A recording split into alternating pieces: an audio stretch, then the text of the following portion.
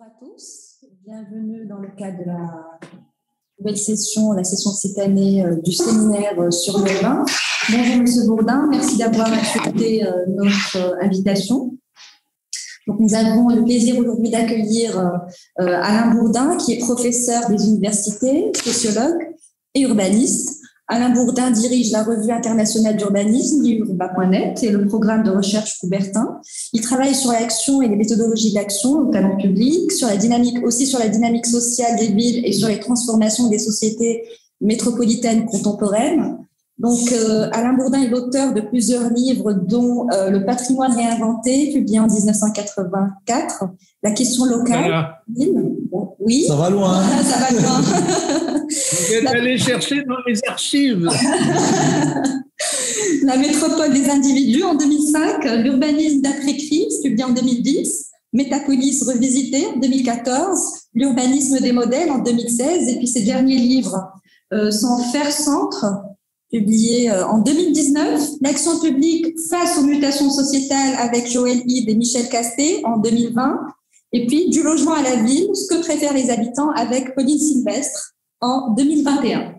Donc, je passe la parole à Monsieur El-Zahraoui, professeur à l'INO. Oui, bon, très rapidement, c'est juste pour situer un peu l'intervention d'Alain Bourdin.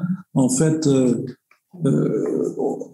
ce séminaire cherche à scruter un peu la ville à travers Édin, comment elle se fabrique par le haut, avec, je dirais, tous les dispositifs du néolibéralisme d'un côté, et de l'autre, comment les résistances se forment face à cette ville fabriquée par le haut. Et donc, le séminaire, généralement, on a soit ceux qui mettent plus la focale sur le haut, soit ceux qui mettent plus la focale sur le bas. Et donc, ce séminaire a toujours tangué entre les deux. Et là, bon, avec Alain Bourdin, moi, ce qui est le plus, je dirais, intéressant, c'est d'interpeller, je dirais, des modèles, la circulation des modèles, de nous interpeller par rapport au contexte. Et là, c'est important que, je sais pas, on parle beaucoup de la ville durable. C'est quoi, en fait, suivant les contextes, et suivant les contextes politiques, sociaux, géographiques, c'est quoi le néolibéralisme appliqué? Est-ce que le néolibéralisme à Dubaï, c'est le même qu'on retrouve la ville qu'on dit néolibérale de Dubaï ou de Casablanca est la même? Je pense que ces questions-là, je pense qu'il va les traiter, et bon, il a l'art aussi de nous faire réfléchir, et donc voilà, on espère pouvoir débattre par la suite sur ces questions. Voilà, la parole est à vous. Merci. Ok, donc je vais faire quelque chose qui n'est pas tellement bien, c'est-à-dire que je vais vous présenter mon plan d'abord, et puis j'ai les illustrations après. Donc, ce sera un petit peu désordonné, mais c'est pas grave. Donc, je vais d'une part, dans une première partie, vous parler un peu des enjeux de la ville de demain. Dans une deuxième partie, interroger un petit peu les technologies. Dans une troisième partie, et c'est là que je commencerai à utiliser des slides, dans une troisième partie, un questionnement sur les modèles. Et dans une quatrième partie, différentes choses sur les méthodes. Et enfin, dans une dernière partie, des réflexions sur les acteurs. Ça aurait pu suffire à m'occuper d'ailleurs, hein, les réflexions. Enfin, chacune des parties aurait pu suffire à m'occuper, à vrai dire. Donc, sur certains points, je passerai vite, d'autres pas. Juste pour introduire, j'ajouterai à mon curriculum vitae extrêmement complet, puisqu'on remonte à ce que j'évite de dire tellement c'est vieux. Et donc, j'ajouterai que ces derniers temps, d'une part, j'ai fait l'expérience de Dubaï, qui est une expérience assez étonnante, voire traumatisante, et que ça fait beaucoup réfléchir sur un certain nombre de sujets que qui, vus de France, sont plus doux, moins nets, moins brutaux, bon, etc. Et puis, la deuxième chose, c'est que je travaille beaucoup avec un organisme qui s'appelle le Plan Urbanisme, Construction, Architecture, qui est un organisme interministériel français. J'ai lancé des programmes, j'ai dirigé des programmes. Actuellement, donc, je dirige le programme Coubertin sur les Jeux Olympiques. Et puis, on est en train de monter quelque chose qui, pour l'instant, s'appelle l'Atelier des métropoles, et où on est en train de constituer des partenariats, bon, etc., pour voir comment un certain nombre de villes dans le monde, c'est-à-dire là, on a décidé de faire ce que fait pas le PUCA d'habitude, c'est-à-dire de travailler beaucoup plus sur le monde que sur la France.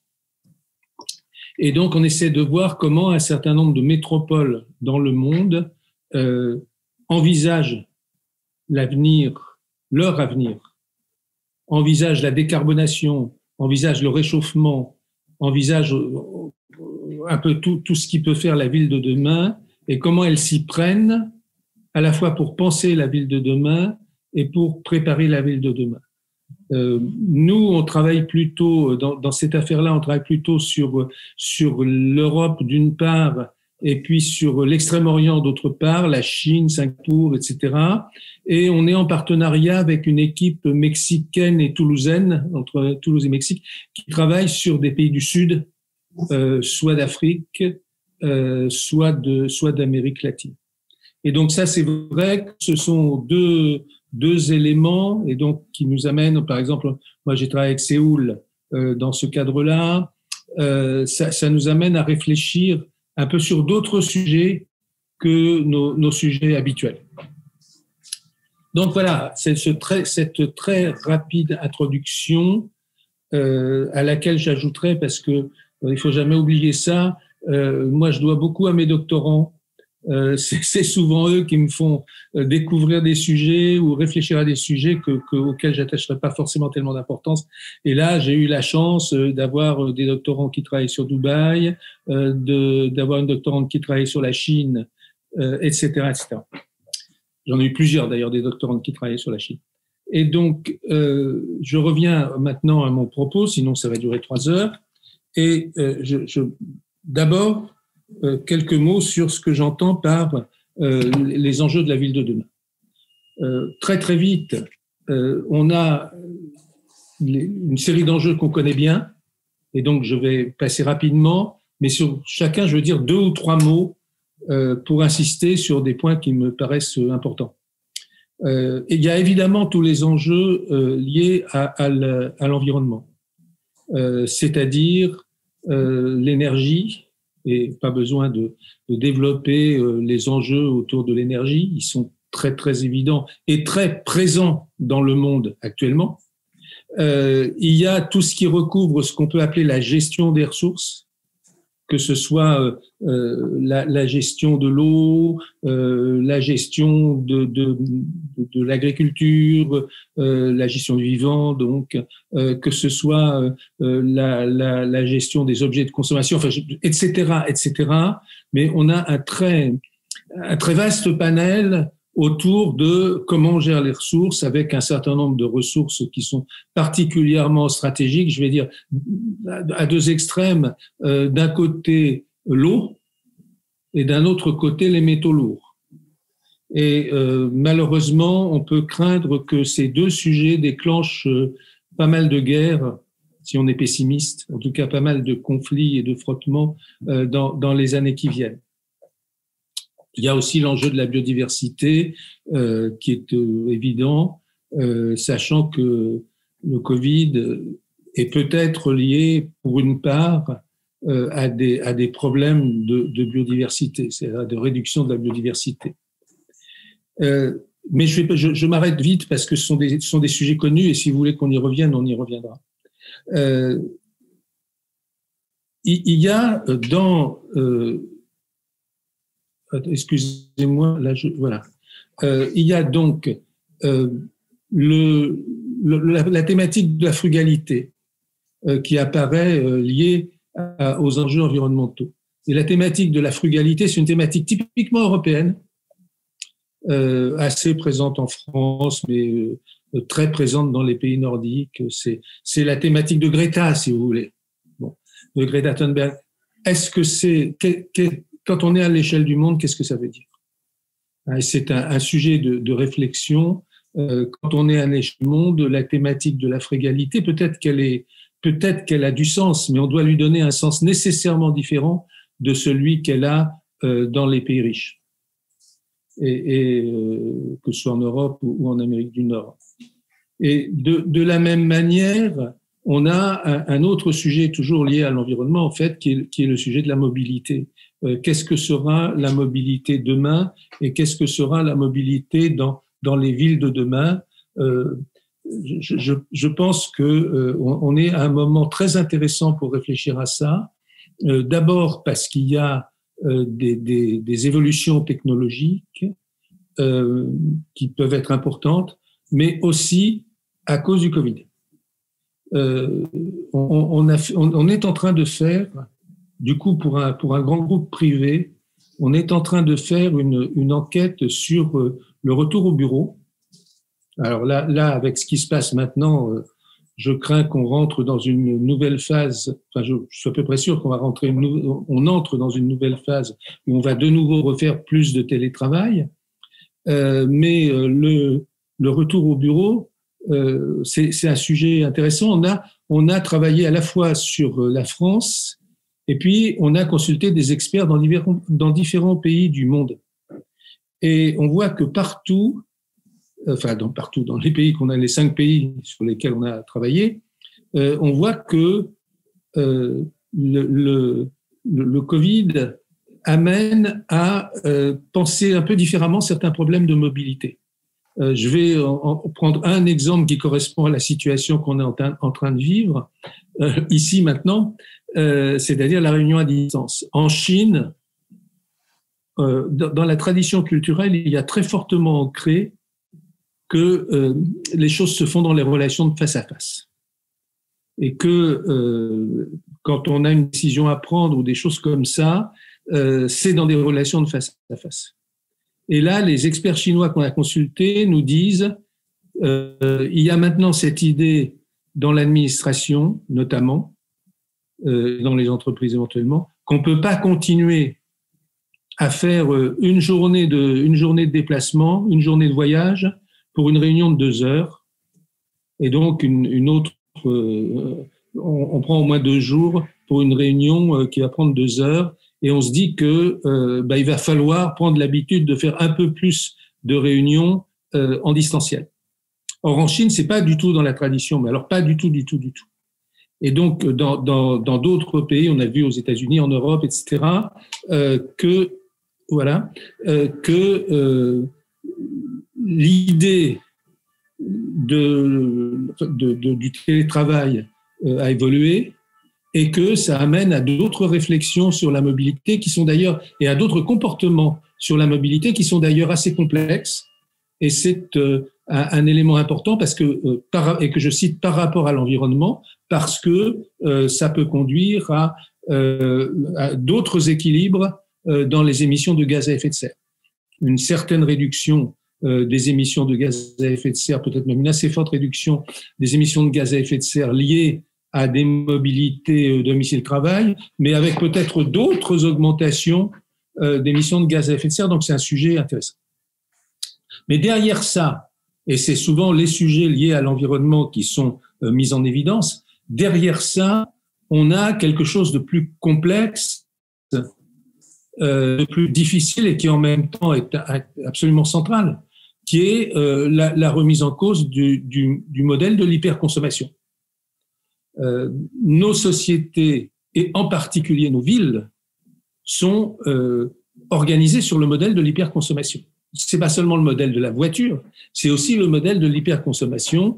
Il faut s'interroger sur le rôle du luxe, par exemple, dans les métropoles, dans la structuration des métropoles.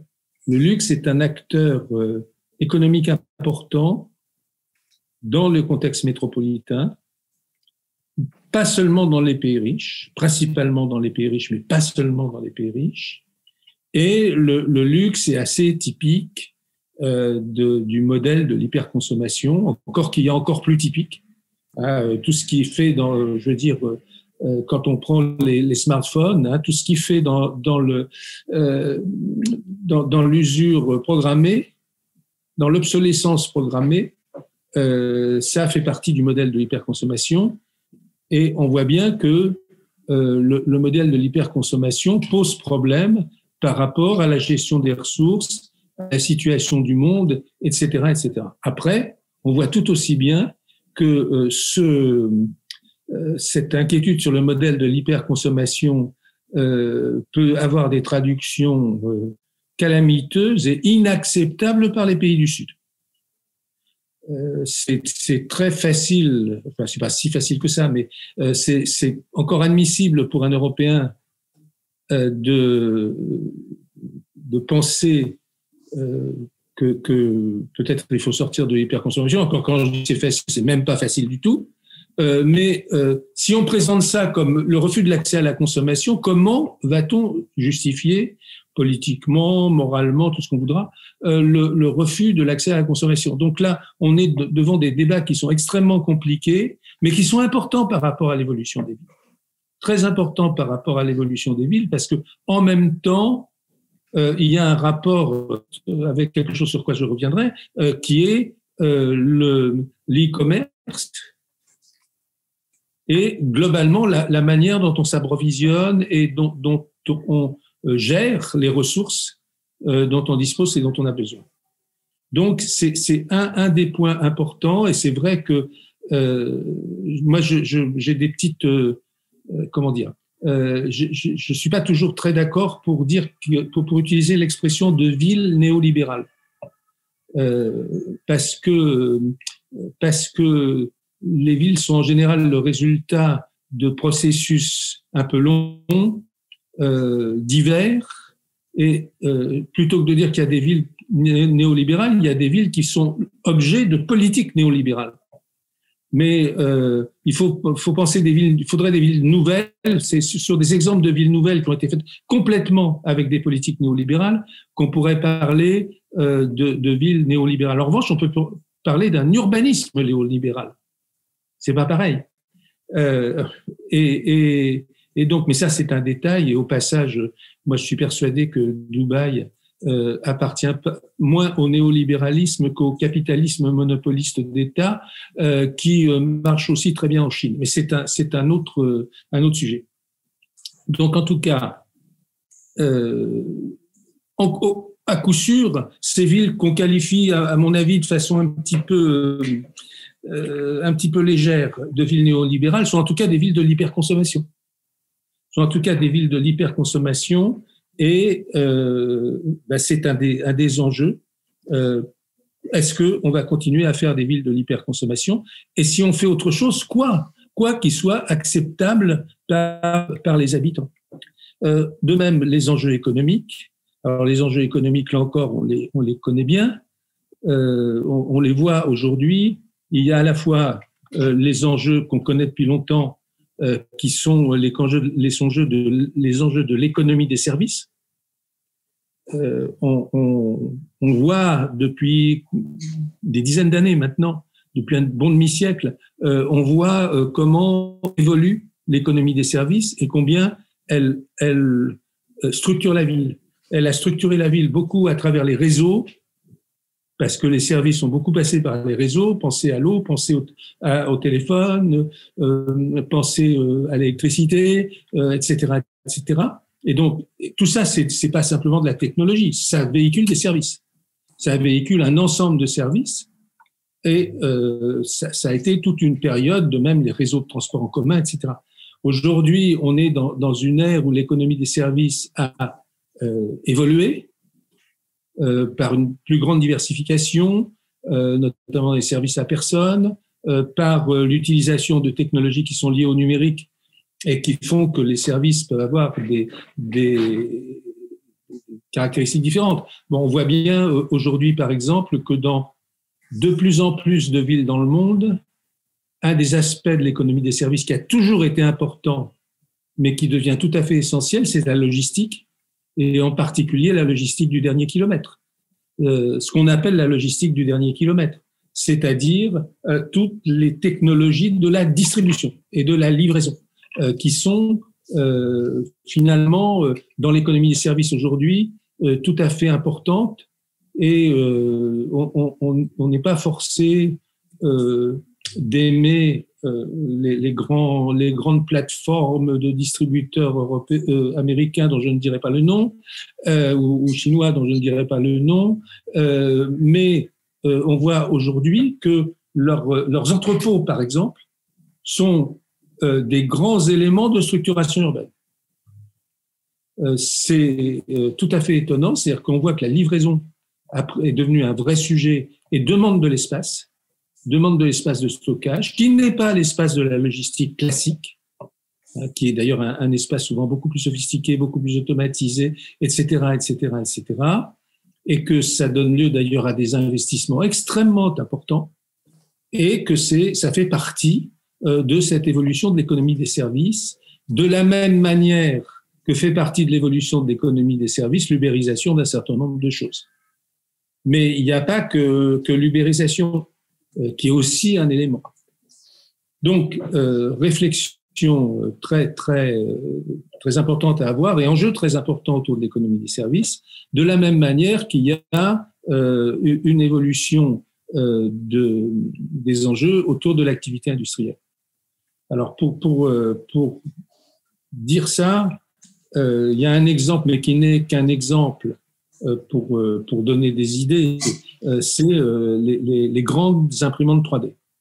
C'est-à-dire le stade le plus sophistiqué actuellement de la robotique. Et on voit que l'intérêt de l'imprimante 3D, des grandes imprimantes 3D, je parle pas seulement celles qu'on trouve dans les Fab Labs, hein, je parle des grosses machines.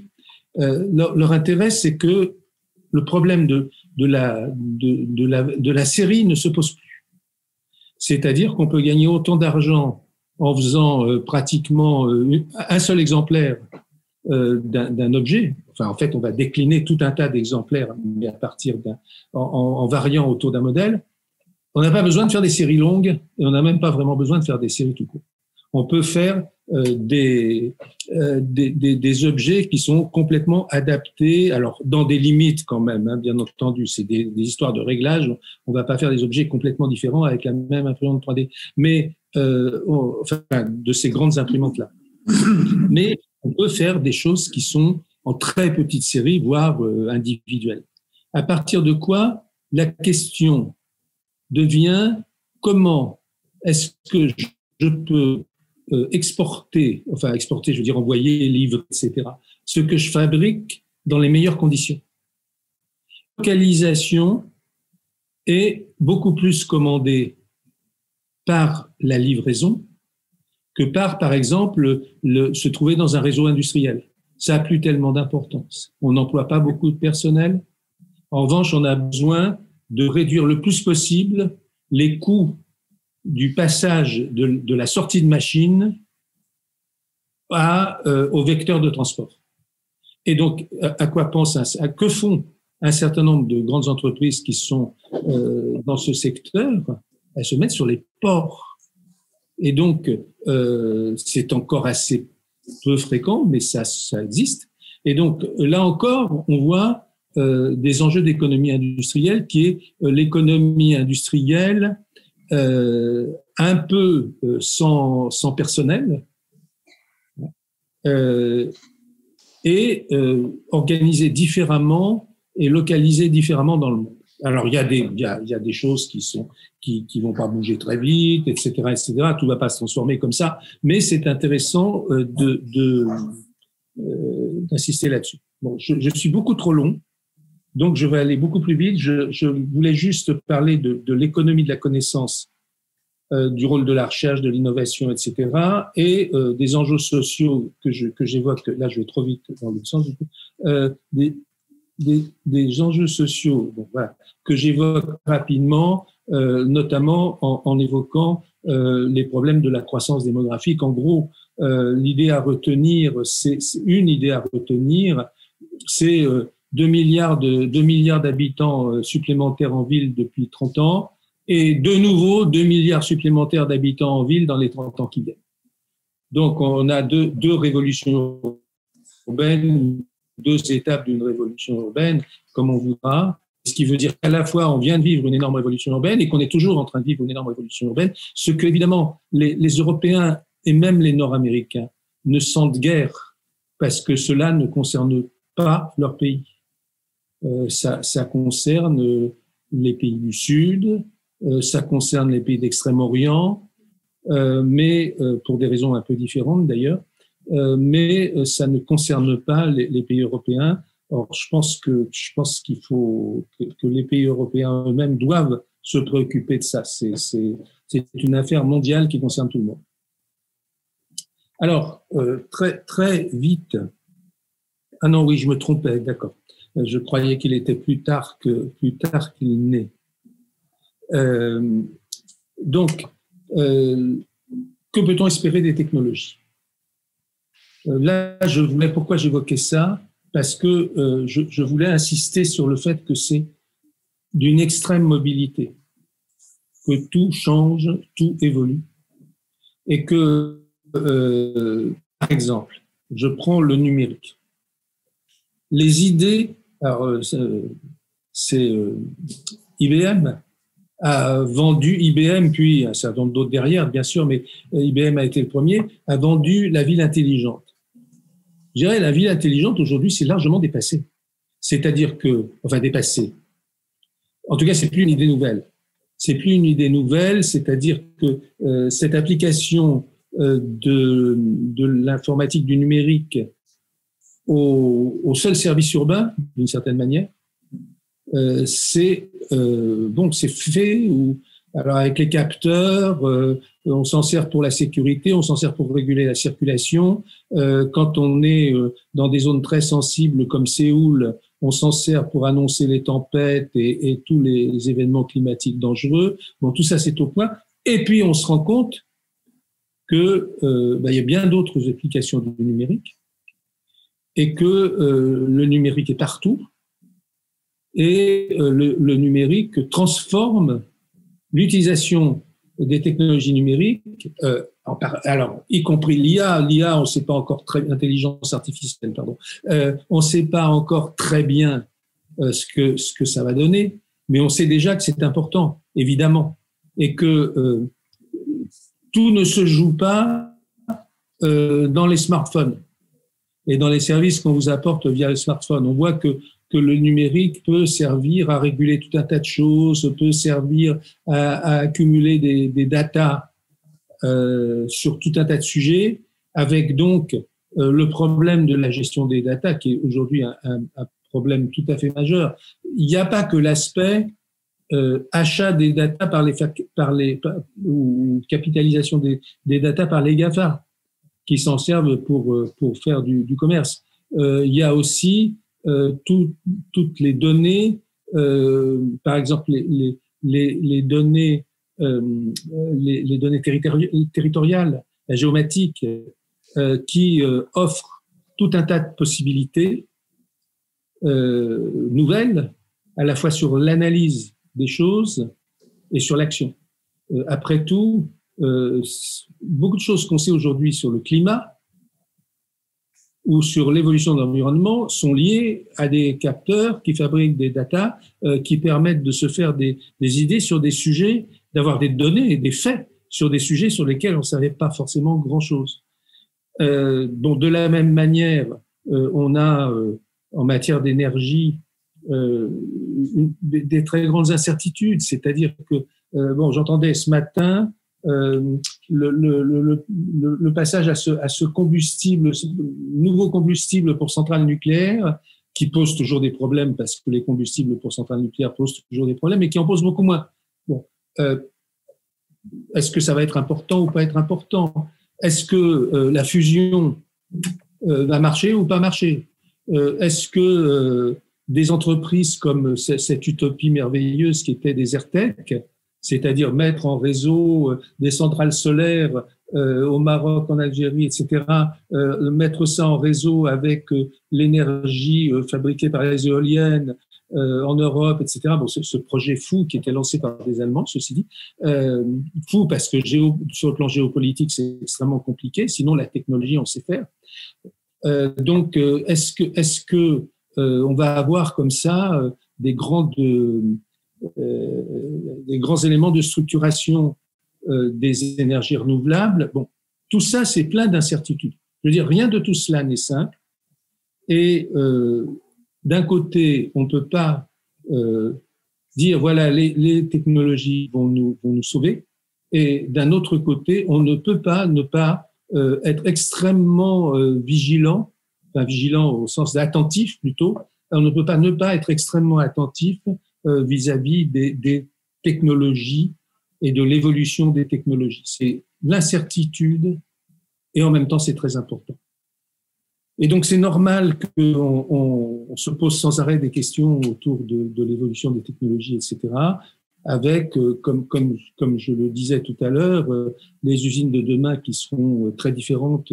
Alors il y aura toujours de l'activité manufacturière, comme il y en a dans votre pays, comme il y en a dans d'autres pays, mais l'activité manufacturière elle-même va être profondément modifiée dans les années qui viennent. De la même manière, on peut penser que les technologies qui servent en matière de mobilité vont elles aussi évoluer beaucoup.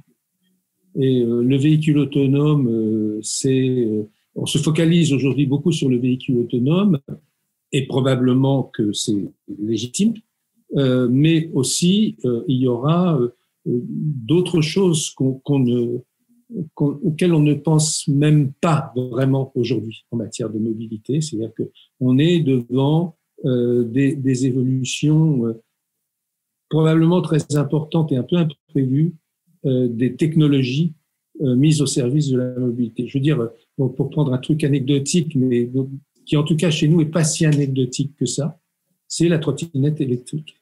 Le vélo électrique encore plus, et la trottinette électrique. On s'aperçoit que c'est un peu plus qu'un gadget. La trottinette électrique est un peu plus qu'un gadget. Il y a des gens qui, par exemple, n'osent pas prendre un vélo ou sont mal à l'aise sur un vélo, notamment des femmes, et qui sont plus à l'aise sur une trottinette électrique. Et d'un autre côté, le vélo électrique, c'est beaucoup répandu dans le monde et c'est pas non plus anecdotique. Mais probablement qu'on va avoir des choses qui seront des changements encore plus importants et que donc on est dans un rapport complexe avec la technologie parce qu'à la fois elle va nous apporter des choses, on ne sait pas ce qu'elle va nous apporter, on ne peut pas tout attendre de la technologie, mais en même temps on peut s'en servir. Bon, voilà. Alors, j'en viens à un autre point qui est maintenant plus, ça c'était un peu les enjeux, tout ce qui tourne autour des enjeux, et j'en viens maintenant à ce qui est faire la ville. Faire la ville, alors là je passe vite, puis je vous passerai un peu des diapos. Il y a un vrai sujet qui est la différence entre l'urbanisme incrémental et l'urbanisme disruptif. Je ne m'arrête pas parce que je vais vous montrer des diapos dans 2 minutes sur ce sujet. De même, méga-projet et ville nouvelle. Moi, je vais essayer alors ça, j'ai moins de slides, donc je peux développer un petit peu. Aujourd'hui, on voit que un peu partout dans le monde, sauf en Europe et aux États-Unis, on fonctionne avec des méga-projets et on fabrique beaucoup de villes nouvelles. Que ce soit des villes nouvelles publiques ou que ce soit des villes nouvelles privées. On voit qu'en Inde, par exemple, on fait beaucoup de villes nouvelles privées. On en fait un petit peu aux États-Unis, mais c'est plus limité parce qu'il y a moins de demandes de croissance urbaine. Et donc, pardon, excusez-moi, il faut que je fasse rentrer quelqu'un. Voilà. Donc, la question c'est est-ce que ces manières de faire, quels sont leurs avantages et quels sont leurs inconvénients? On comprend bien pourquoi on fait des méga-projets, parce que à la fois ça permet de produire beaucoup d'espaces bâtis, Ça permet de concentrer des investissements. Bon, ça a un certain nombre d'avantages. On voit bien ce matin avec les doctorants, on voyait de l'urbanisme égyptien. C'est très intéressant parce qu'à la fois la méthode, c'est une méthode massive et en même temps, c'est une méthode massive au service de choix idéologiques d'une certaine manière et de choix sécuritaires. Mais la question qu'on peut se poser, c'est que est-ce qu'on n'est pas dans l'héritage d'un urbanisme de planification très traditionnel, alors que peut-être il faudrait vraiment faire autre chose que l'urbanisme de planification traditionnelle. Tout à l'heure, je vous illustrerai un peu ça par un exemple marocain.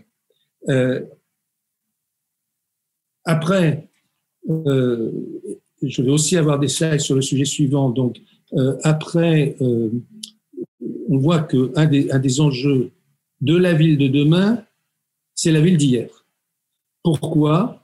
Parce que notamment avec le souci d'économiser l'espace, et puis au-delà du souci d'économiser l'espace avec la nécessité de faire quelque chose de ce qui est la ville qui a été construite dans le dernier tiers du XXe siècle notamment, un peu partout dans le monde se pose la question du renouvellement urbain, c'est-à-dire de la fabrication de la ville sur la ville existante. Et c'est pas un sujet du passé, c'est un sujet d'avenir. Comment on fait la ville sur la ville existante, c'est une manière de faire la ville de demain.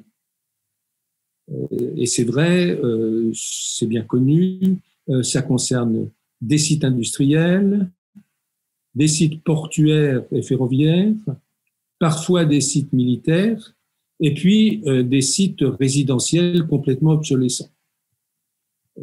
Notamment, si je prends l'Europe, l'Allemagne, la France, je dirais des choses qui ont été construites dans les années 70, notamment un habitat social qui a été construit dans les années 60, 70, un peu 80.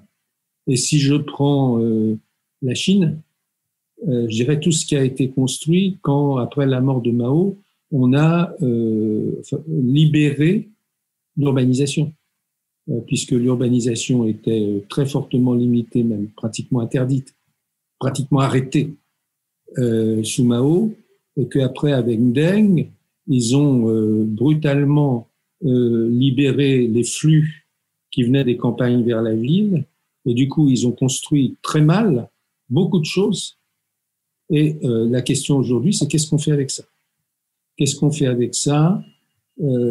Comment on refait la ville alors que il y a déjà des choses qui existent. Et donc partout, c'est le sujet. Je dirais même que d'une certaine manière, faire la ville sur les bidonvilles, c'est aussi faire la ville sur la ville. Alors ça pose d'autres problèmes que quand on est face à une ville très construite, etc. Mais c'est aussi un des aspects de la question de faire la ville sur la ville. Et donc, en plus, faire la ville sur la ville, comme je le mets là, il faut qu'elle soit décarbonée en plus, ce qui complique un peu les choses.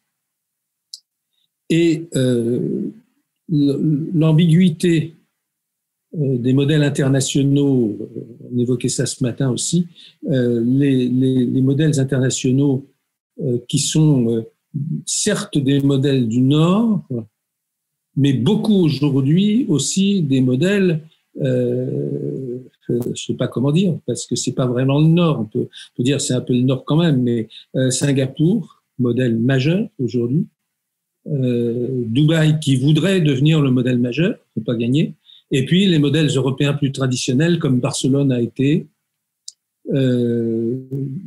comme Bilbao a été, etc. etc. Et donc, on a aujourd'hui beaucoup de circulation des modèles internationaux avec les classements internationaux, avec le rôle des stars architectes à l'échelle mondiale, avec aussi l'espèce d'unification qui est apportée par les très grands bureaux d'études qui travaillent partout dans le monde. et avec aussi, dans une large mesure, la communication autour de grands modèles, que ce soit la communication en termes, je dirais presque publicitaires, ou que ce soit même la communication dans les revues professionnelles, etc., etc. Et donc, on vit dans un contexte qui est un contexte de modèle, avec des opérations réussies qui apparaissent comme ce qu'il faut faire, alors que c'est souvent très contextuel en définitive, hein, très lié à un contexte donné, et des imitations assez fortes et qui sont portées par un certain nombre d'acteurs qui ont, dans le fond, intérêt à reproduire la même chose. J'ajouterais, mais bon, c'est un sujet un tout petit peu différent, mais très proche. J'ajouterais que, comment dire, il y a des martingales pour gagner de l'argent sur une opération urbaine, et que on se demande pas s'il y aurait pas d'autres moyens de gagner de l'argent. On fait ce qui a déjà été fait.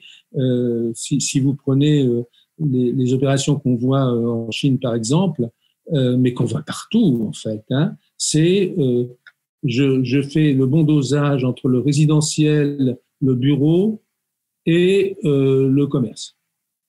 Et à partir de là, je sais que la logique qui me fera gagner de l'argent dans le résidentiel n'est pas la même que dans le bureau, et pas la même que dans le commerce. Et donc, j'articule les trois intelligemment. Point. Mais il y a peut-être plus de possibilités, il y a peut-être plus de variations, et on a tendance, les gens qui font des classements, notamment les agences financières qui font de la notation, les agences de notation, ont tendance à alléger toujours les modèles connus. Et dès qu'on est hors modèle connu, l'agence de notation va avoir plus de mal à vous donner des A partout, et du coup, vous aurez plus de mal à trouver de l'argent pas cher. Donc, c'est vrai que ça est quand même tout à fait important. Et j'ajoute, et je vais sans doute y revenir maintenant, j'ajoute que nous, Français, qui avons tellement privilégié le projet urbain, on n'est pas les seuls en Europe, hein, mais on a beaucoup privilégié le projet urbain. Qu'est-ce que c'est le projet urbain? Qu'est-ce que ça donne aujourd'hui? Et notamment, la question qu'on peut se poser, c'est les écoquartiers en tant que projet urbain. Un des problèmes, justement, du projet urbain, c'est que il a permis de faire des progrès considérables parce que c'est une manière de travailler, une manière de voir les choses, etc., qui a permis de faire des projets considérables à l'échelle du quartier, je dirais, et notamment dans des opérations qui consistent à faire la ville sur la ville. Mais en revanche, il ne donne pas une vision de l'ensemble de la ville. Et on a un des problèmes, c'est est-ce qu'on est capable de penser globalement une ville? Et pour la ville de demain, c'est très important. C'est-à-dire que faire des quartiers qui marchent bien dans une ville qui marche mal, c'est pas la solution. Et donc c'est effectivement un des problèmes par rapport au projet urbain. Je passe. Tout ça, je vais revenir. Hein, ça va être la fin de mon exposé, c'est revenir sur ça avec des slides. Alors, l'autre point, le point suivant que je veux aborder, c'est le renouveau des méthodes. Là aussi, j'ai quelques slides, mais moins. Et donc, je dirais que, en résumé très rapide de ce que je veux dire, que contrairement un petit peu au modèle du grand projet, du méga projet, contrairement au modèle du grand projet, contrairement à ce système qui consiste à vouloir tout planifier au départ, la grande vertu, c'est la capacité de s'adapter sans cesse et d'avoir une approche transversale.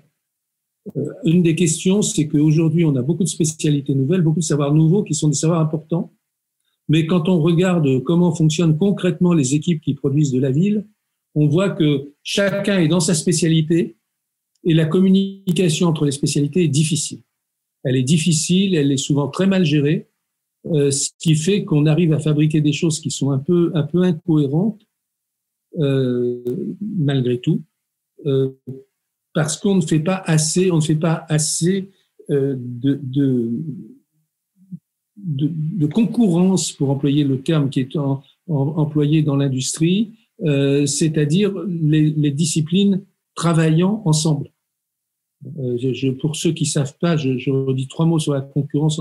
La concurrence, en partant d'un exemple qui a été une des illustrations bien connues en France, qui était dans l'industrie automobile, la fabrication de la Twingo.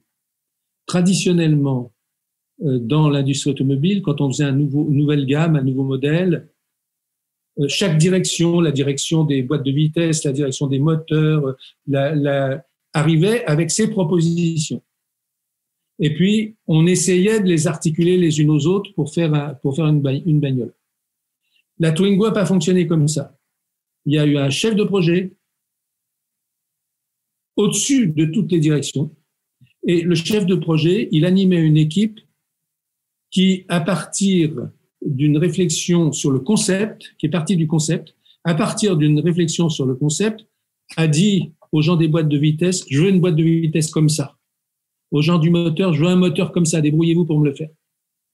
Et donc, à partir de là, se fait un dialogue, etc., etc. Et on est dans ce qu'on appelle la concurrence, c'est-à-dire que celui qui design, qui conçoit le moteur, est obligé de penser le moteur qu'il conçoit en relation avec les autres, en relation avec ce que font les autres, en relation avec le projet tout entier. Et donc, en urbanisme, on a beaucoup besoin de ça. Et aujourd'hui, très souvent, on ne l'a pas. Alors, je vous montrerai un exemple tout à l'heure où l'absence de concurrence a fait qu'on a juste oublié une gare dans un projet. Je vous montrerai ça tout à l'heure. Une gare qui était prévue, hein, mais qu'on a oublié de mettre dans les plans. De même, j'insisterai un peu sur les thématiques émergentes, sur l'urbanisme transitoire, qui justement est une méthode pour travailler étape par étape. Il y a ce qu'on a, alors dans l'urbanisme transitoire, tel que les termes sont employés en France, il y a une très grande ambiguïté, c'est-à-dire que d'un côté, on fait de l'urbanisme provisoire, qui est de l'occupation de locaux en attendant qu'un chantier commence, ou du masquage d'un chantier par une activité qu'on met devant, qu'on met autour, etc. Ça, c'est l'urbanisme provisoire. L'urbanisme transitoire, ça va plus loin, c'est des démarches qui concourent à la transformation d'un espace. Donc, par exemple, moi, un des exemples qui me plaisent bien, c'est à Caen, la ville de Caen, un projet qui consiste à reprendre un espace industriel abandonné, une friche industrielle abandonnée, et à la transformer par étapes. C'est-à-dire par étapes, on va avoir une étape où on aura un certain nombre de choses qui se passeront, puis après d'autres choses qui se passeront, et puis on ne peut pas le planifier complètement, jusqu'à aboutir à une transformation complète du site. Ça, c'est de l'urbanisme transitoire. Et puis, il y a aussi trois choses sur lesquelles je reviendrai peut-être en présentant les slides. Ces 3 choses, c'est la centralité. Quelle centralité dans la ville de demain? C'est donner du sens, fabriquer du sens. Quand on fait une ville nouvelle, notamment, comment est-ce qu'on produit du sens pour la ville nouvelle? C'est un vrai sujet. C'est pas seulement un problème d'image. Là encore, c'est des choses dont on discutait ce matin, mais c'est pas seulement un problème d'image, c'est un problème de quel sens ça a pour les gens. Et puis, il y a le problème du portage, c'est-à-dire qu'on est désormais, pour faire la ville de demain, ce sera le cas. Je veux dire, les exemples du type Arabie Saoudite, etc., c'est complètement marginal, c'est de l'image, justement. Mais dans la plupart des cas, la ville de demain elle va se faire lentement. Même si on est pressé, elle va se faire lentement. Et donc, il s'agit d'avoir une coalition de projets, un responsable politique, enfin on peut en discuter à l'infini, mais qui soit capable d'assurer la continuité, de porter la responsabilité du projet. ça, on a encore plus besoin qu'avant. On va en avoir terriblement besoin dans la production de la ville de demain. Alors, j'ajoute, et puis je passe à mes slides, j'ajoute qu'on a, et on pourra y revenir parce que là, je vais dire 3 mots, tout cela implique des transformations profondes des acteurs et de la manière et des interactions entre les acteurs, de la manière de collaborer, de coordonner, etc., entre les acteurs. C'est vrai à la fois pour le monde professionnel, c'est vrai aussi pour les usagers, les parties prenantes, c'est-à-dire tous ceux qui sont concernés par un projet. Et encore une fois, ça suppose souvent des montages institutionnels un petit peu sophistiqués qui permettent de gérer des interactions complexes sur la longue durée. Et c'est vraiment un des points qui se pose aujourd'hui. Et donc, je passe un peu à autre chose. Alors, je ne sais pas pourquoi j'essaie. Vous voyez ces traits bleus sur mon image ou pas? Non, ça va. Ouais. Voilà. Alors, je commence par revenir sur incrémental et disruptif. Vous avez devant vous la présentation initiale du projet Place des Nations. Donc ça doit dater d'il y a 5, 6, 7 ans. Je ne peux plus vous dire exactement. Mais en tout cas, c'est Place des Nations, ça c'est sûr. Donc, vaste projet avec les 2 golfs, etc., etc. Vous voyez où c'est, hein, Plage des Nations? C'est sur la commune qui est juste au nord de Salé, qui s'appelle... Zut, j'ai perdu son nom. Donc là, vous avez un plan bien intéressant parce que, vous voyez, au moment, donc en 78 ou 2018 ou 2019, 2018 ou 2019, c'est plutôt 2018 ou 2017 d'ailleurs, quand nous, on s'était intéressé à ce projet. Alors quand je dis nous, c'est l'ESSEC qui installait son campus marocain à cet endroit-là.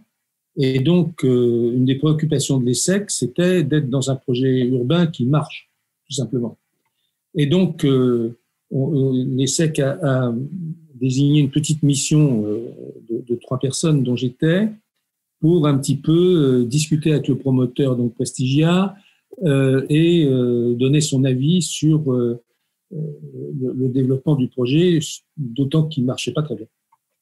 Et donc, vous avez là l'ensemble du projet, et puis regardez la partie gauche. Quand on arrive, tout se passe dans la partie gauche, et il est clair que ça va pas aller très vite pour aller plus loin, parce que ça se vend pas si bien que ça, parce que bon, etc., etc. Il y a des choses qui se vendent très bien, mais d'autres qui se vendent pas, bon, etc., etc. Donc, on va être très longtemps coincé là-dedans. Or, les centralités, elles sont prévues plutôt à l'autre bout. Et donc, une des réflexions, une des choses autour desquelles on a discuté, c'est est-ce qu'il faut faire comme ça? Est-ce qu'il faut faire comme ça? C'est-à-dire que est-ce qu'on peut avoir une ville qui se développe et dont les centralités n'apparaîtront que dans 3 ans, 4 ans, 5 ans? On ne sait pas trop.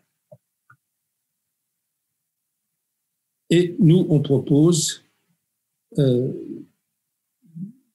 d'abord la possibilité de concentrer la centralité. Bon, on raisonne un peu là-dessus. Il y aurait soit une concentration ici, soit une concentration comme ça. Et puis, on dit, mais à notre avis, c'est pas ça la bonne solution. La bonne solution, c'est de partir de ce qui existe, de renforcer des centralités dans ce qui existe, et puis, au fur et à mesure qu'on avance, de fabriquer des centralités supplémentaires, mais en s'adaptant à la manière dont se fait l'évolution. C'est ce qu'on appelle la centralité en corde à mur. Ça, c'est typiquement de l'urbanisme incrémental. Ça ne veut pas dire qu'on fait n'importe quoi, ça veut dire qu'on a une stratégie qui est une stratégie d'adaptation à la manière dont les choses se passent, aux réactions des interlocuteurs ou des clients, etc., etc. Et aussi aux innovations, c'est-à-dire qu'on a une capacité de s'adapter aux innovations. Donc ça, c'est tout à fait typique de ce qu'on va appeler l'urbanisme incrémental. Ceci étant tout à fait typique, au contraire, de l'urbanisme disruptif, c'est-à-dire qui fait rupture. Là, c'est pas le chantier qui fait, c'est vraiment le désert. C'est vraiment le désert, donc on fait vraiment la ville dans le désert, et on est en rupture. Même si quelqu'un me dit oui, mais quand même, Dubaï, il y avait déjà une petite ville de pêcheurs, et puis après une petite ville commerçante. Ouais, ok, mais ça occupait 3% de la surface actuelle de Dubaï. Et donc là, on est typiquement dans la rupture, une autre forme de rupture. Ça c'est la rupture dans l'occupation du sol. Ça, c'est la rupture dans la forme architecturale de Dubaï.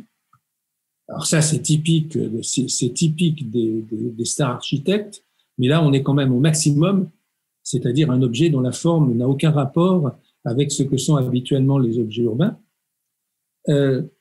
Là, c'est, je dirais, le moins de l'urbanisme de rupture, mais c'est quand même de l'urbanisme de rupture en ce sens qu'on refait de la centralité complètement artificielle. Bon, ça, c'est un autre exemple, c'est à Macao. Je ne voulais même pas retourner. C'est de toute façon un immeuble tellement fou que dans ce sens ou dans un autre, c'est pas grave. C'est à Macao. Ça, alors, c'est une autre forme d'urbanisme de rupture, c'est les villes nouvelles intelligentes en Corée du Sud. C'est cette idée. Alors, la Corée du Sud a beaucoup développé les technologies numériques, énormément, et les applications urbaines des technologies numériques. Et là, l'idée, c'est une idée planificatrice absolument radicale, qui est on planifie tout. On planifie tout, et avec des outils numériques très sophistiqués, l'intervention de l'intelligence artificielle, etc., on va avoir une ville complètement programmée, d'une certaine manière.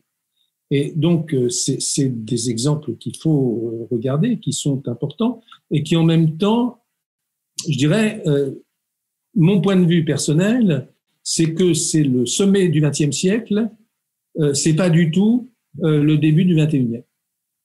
C'est-à-dire que j'utilise tous les outils dont on dispose aujourd'hui pour faire de la ville de l'après-Deuxième Guerre mondiale, d'une certaine manière. Et non pas pour penser la ville vraiment autrement. Mais c'est tout à fait remarquable à regarder. D'ailleurs, je suis désolé de ne vous montrer que cette photo publicitaire, mais j'ai pas autre chose, sachant que Incheon, c'est la ville jumelle de Séoul.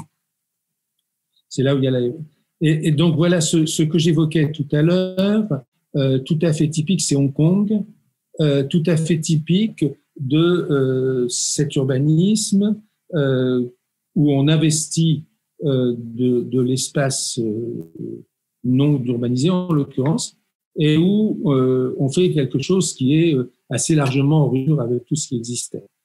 Même si on peut dire après tout la verticalité c'est Hong Kong, c'est vrai, mais dans cette verticalité-là, on a un certain nombre d'éléments qui sont, ça s'appelle Elements justement d'ailleurs, on a un certain nombre d'éléments qui sont radicalement nouveaux, le fait que ce soit en même temps un morceau de l'aéroport, enfin on peut enregistrer ses bagages, etc. Là, le fait qu'il y ait un commerce de luxe important, le fait qu'il y ait un musée, c'est la martingale dont je parlais tout à l'heure, hein, de l'immeuble de bureau, de l'immeuble résidentiel, du commerce. Là, on a ajouté la mobilité et naturellement l'art. Et le truc, c'est que sur la mobilité, il va y avoir une gare de train à grande vitesse. Elle était prévue dans le programme et ils ont oublié, comme je le disais tout à l'heure, d'en faire la conception, de l'inscrire dans le projet, tout simplement parce que le projet était piloté par des financiers et que les financiers avaient une capacité, très bons gestionnaires des investissements, avaient une capacité très limitée à piloter les différents concepteurs et à coordonner les différents concepteurs. Alors,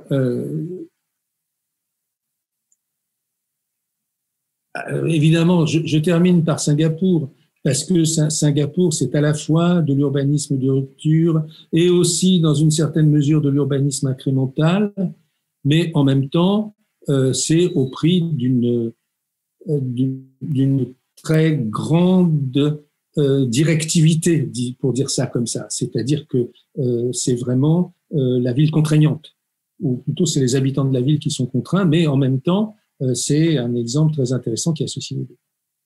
Alors là, je vais m'arrêter bientôt parce que je vois l'heure qui tourne, mais je voulais vous montrer quelques exemples de faire la ville sur la ville. C'est pour vous montrer la diversité des situations quand on fait la ville sur la ville. Là, je vous ai pris un exemple français de l'agence Sera de David Mangin, où on reprend, pour que vous compreniez mieux, ça c'était un aéroport.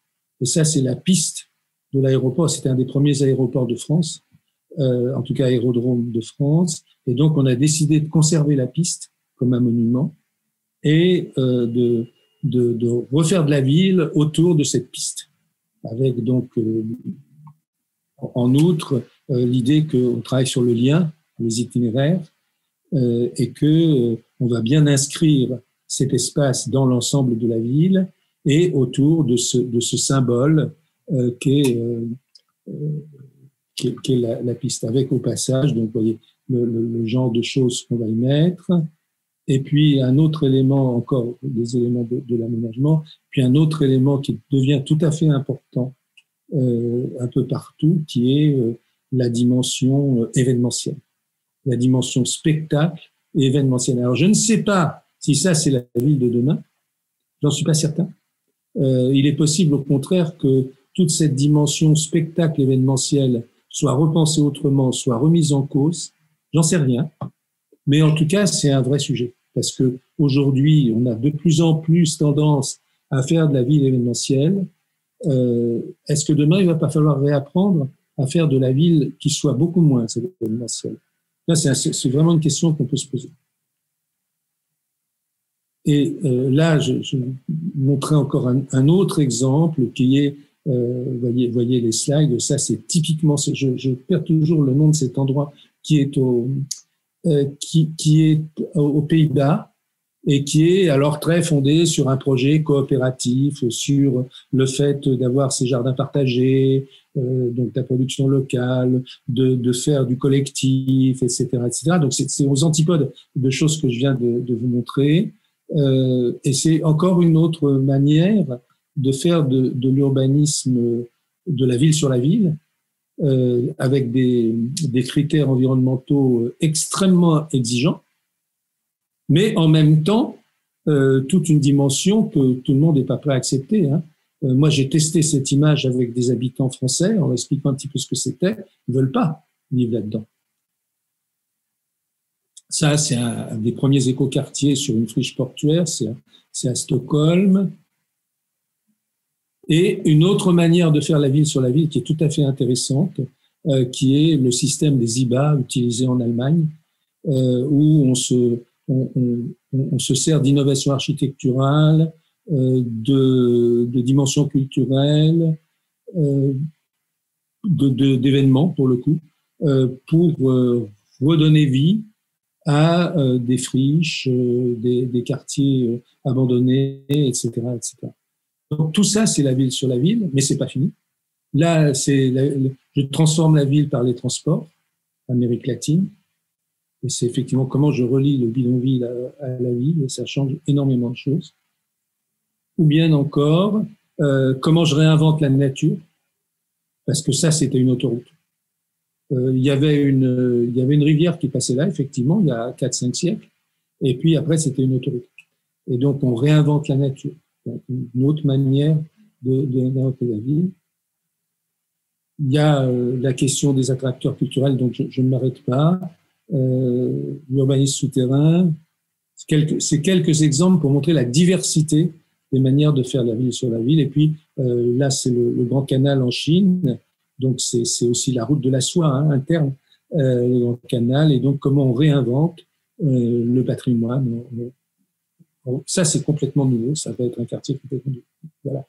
Et en même temps, comment la photo que j'ai prise n'est pas la plus significative parce que j'aurais dû prendre un peu plus loin où il y a des immeubles qui sont clairement des immeubles des années 70. Là on voit pas bien, c'est là.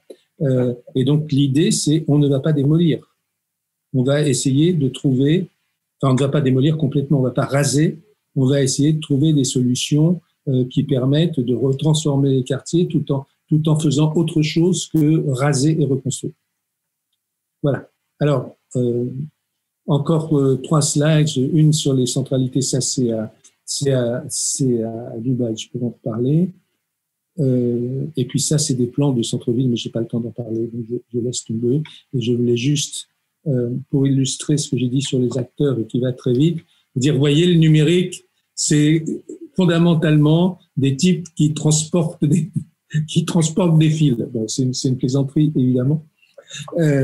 Mais donc, je vais m'arrêter là parce que j'ai vu que j'ai parlé longtemps, j'ai dit beaucoup trop de choses, j'ai passé beaucoup trop de sujets, mais maintenant, c'est à vous de choisir ceux qu'on va développer un petit peu, sur lesquels on va être un peu plus long.